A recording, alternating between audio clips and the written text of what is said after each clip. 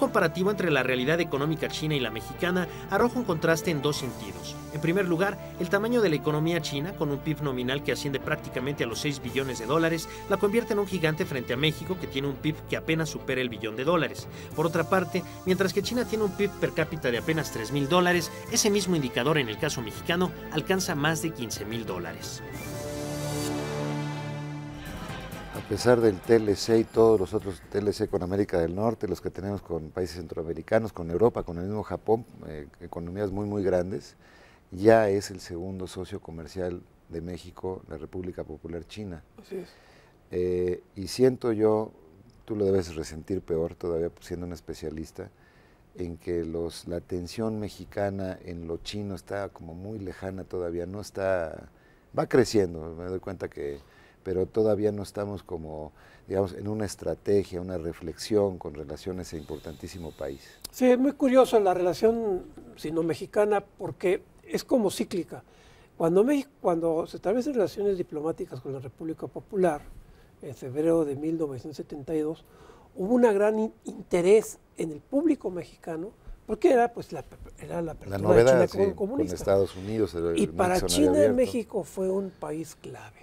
En esos años China tenía una relación muy fría con Cuba, no se pudo acomodar con el gobierno de Allende en Chile, porque Allende simpatizaba más con Moscú, tampoco se entendió con el régimen militar peruano, y México era el país más importante para ellos. Todavía Brasil no llegaba a China, y además por la vecindad con Estados Unidos. No hay que olvidar que China y Estados Unidos, a pesar del viaje de Nixon y todo eso, pues desde el viaje de Nixon hasta que establecieron relaciones pasaron 9 años.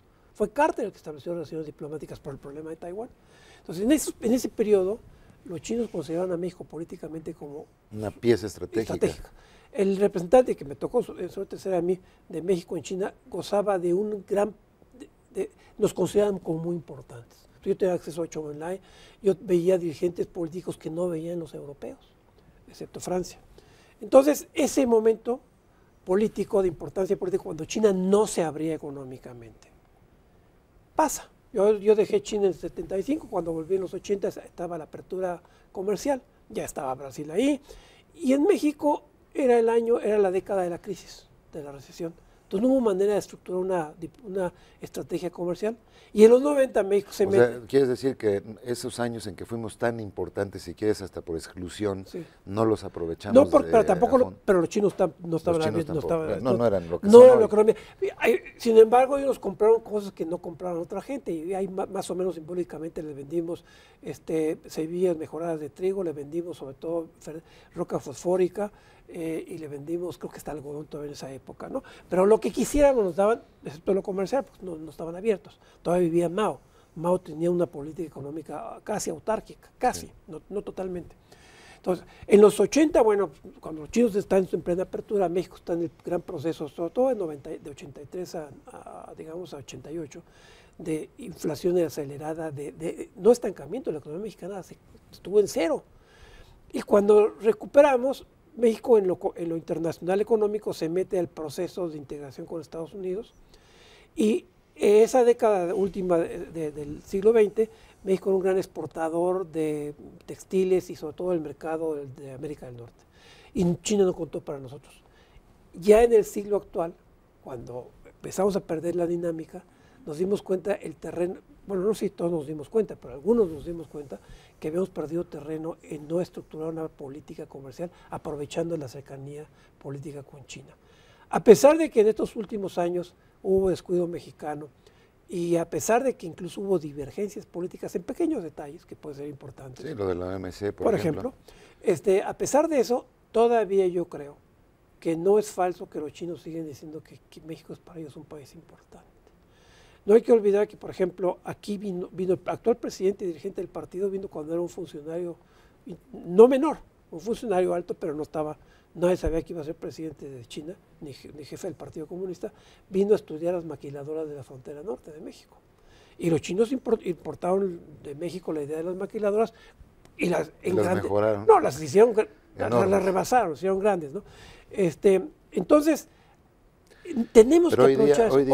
Hoy día, ¿qué sientes? Que hay una, digamos, no le estamos sacando el kilometraje ninguno no, de los dos países a la relación, ¿verdad? Los chinos sí le están sacando kilometraje a nuestra relación. Pero no están tan presentes como en otros países, como Perú porque, o como Chile o como Argentina. Porque México compite con China. No somos exportadores de netos de materias primas. Sí, así es. El petróleo, que es la única, México nunca, hasta hace poco hizo unas ventas de crudo a China, pero no le vende crudo a China porque tiene otros mercados. Claro. No tenemos abundancia ni cobre, a veces nos compran, pero están invirtiendo ahí en México, quien resiente eso, los chinos están invirtiendo en minería todavía en forma menor, pero están poniendo el ojo a las minerías de cobre y a la minería de mineral de hierro.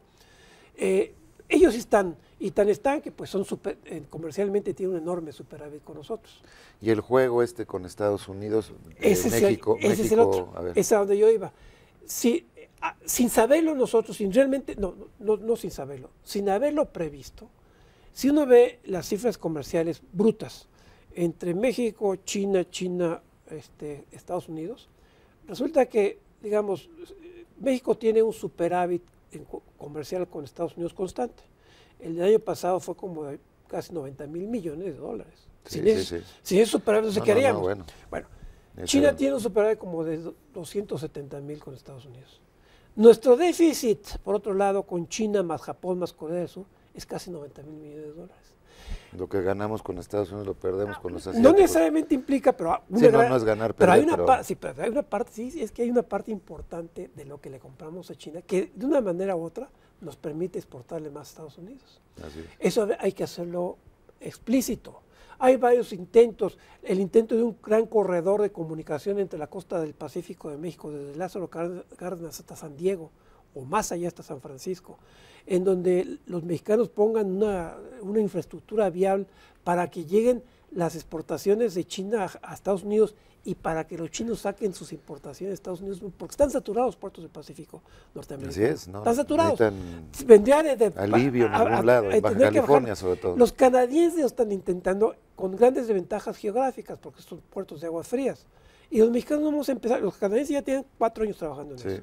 Es un gran corredor. Entonces lo de Punta Colonet no lo hemos podido aterrizar. Todavía está ahí rondando, pero no hay una política mexicana de Estado en qué hace con China. No, igual que Estados Unidos en un momento dado definió a Seattle y a San Francisco como las puertas al Pacífico, los canadienses a Vancouver. Así es. En el caso mexicano todavía estamos esperando cuál es la puerta mexicana al Pacífico. Así es, pero yo creo que ahí es un gran camino a seguir. Nuestra relación con China en lo político sigue siendo muy importante. No hemos aprovechado los beneficios de esa relación política para llevarlo en lo económico y no lo hemos hecho por ineptitud nuestra más que nada, porque todavía no estructuramos una política integral. Hay muchas aproximaciones, muchos discursos. Y hay cierta desconfianza del mexicano hacia el chino, ¿no? Bueno, puede ser que... empresariado. Hacia el empresariado mucho porque somos muy deficitarios, ¿no? Y porque además somos competidores en cosas, en líneas que en los 90 México dominaba. Textiles, ya no. Vestidos, juguetes, ya no. Pero los chinos nos desplazaron a nosotros y a todos los demás del mundo. No somos no se les olvida, excepción. a todos los demás. Entonces, por eso hay que buscar otro tipo de estrategia incluso. Y estrategia. Yo creo que tenemos que hacerlo, y repito, por todos lados, en el gobierno, incluso en el sector privado, la Cámara de Comercio y Tecnología de México-China que está aquí, en varios lugares, todavía no son muchos, hay voces que empiezan a plantear cosas. El martes pasado escuché a un empresario mexicano que tiene 10 años trabajando en China con un despacho de consultoría que le va muy bien, y que él está planteando, él plantea, China es un asunto de seguridad nacional para México, no porque nos esté amenazando militarmente, sino porque somos competidores, y si no lo tomamos así nunca vamos a tener un programa para aprovecharlo bien. Esa amenaza hay que hacerle una oportunidad. Pero si no nos tendremos con cuentos. Los chinos quieren llevarse todas las materias primas que puedan. Si nosotros estamos esperando a que el mercado defina, pues se nos van a meter por la cocina en lo poco que tenemos de minería. Hay que buscar una estrategia de Estado frente a China, no en el sentido del conflicto geopolítico, sino en el sentido del acomodo geopolítico donde ganan todos. De acuerdo. Pues buen punto para terminar el programa. Aquí, desgraciadamente, el tiempo se nos ha ido volando y ya terminamos este segmento. Creo que la parte México-China daría para hacer quizá un programa especial sobre esto, irlo desmenuzando bien. Es un país con el que necesariamente tenemos que tener una estrategia. Así es. No podemos darle la vuelta. Creo que ningún país del mundo ya puede darle la vuelta a China, y México pues mucho menos, que esto ha dado el encuadre en el que estamos en el mundo. Así es que pues hemos aprendido como siempre contigo muchísimo, Eugenio. Yo aprendí con ustedes y muchas gracias al embajador Enrique Berruga por traerme a su programa. De veras, pues estás permanentemente invitado, Eugenio, de veras muchas gracias. Gracias, muchas gracias. Amigos de Efecto Mundial, muchísimas gracias por su atención. Confío en que haya sido interesante para ustedes y nos vemos la próxima semana.